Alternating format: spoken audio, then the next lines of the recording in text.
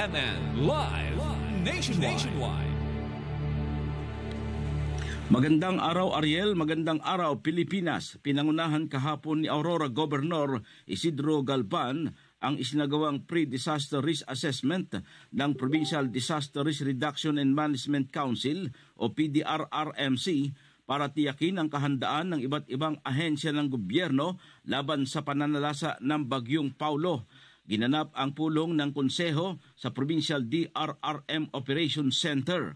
Kasama sa pulong sina Engineer Elson Igarge, Provincial DRRM Chief, Provincial Administrator Sherwin Taay, at Board Member Ena Tablang, Chairman ng Komite sa DRRM at Relief Operations ng Sangguniang Panlalawigan. Dumalo rin ang iba't ibang response cluster mula sa lokal at national agency. Kabilang sa mga tinalakay at pinagtibay sa pulong ay ang mga sumusunod: pag-activate ng command center, inventaryo ng mga family, food packs, koordinasyon sa mga bayan at national agency, pagtutok sa operasyon ng mga response clusters gaya ng food and non-food items cluster, health cluster, logistics cluster, law and order cluster, education cluster, management of the dead and the missing cluster, agriculture at infrastructure cluster. Sa naturang pulong ay iginiit ni Governor Galban na pangunahing mithiin ng pamahalaang panlalawigan ay ang kaligtasan ng bawat mamamayan ng Aurora.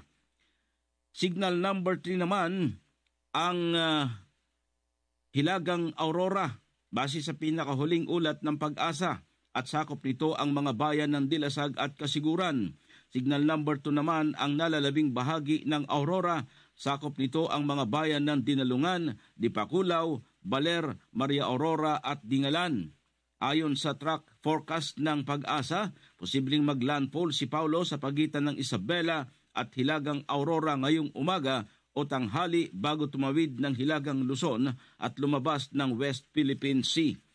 Bilang bahagi ng preventive measures, inanunsyo rin ni Governor Galban ang suspension ng lahat ng klase sa antas ng paaralan, pampubliko at pribado, maging ang trabaho sa mga tanggapan ng pamahalaan ngayong araw, Oktubre 3, 2025. Kasama nito ang pagpapaalala rin ng gobernador sa publiko na mag-ingat lalo na ang mga nakatira sa mabababang lugar, malapit sa mga ilog at dagat, gayon din ang mga lugar na posibleng tamaan ng landslide.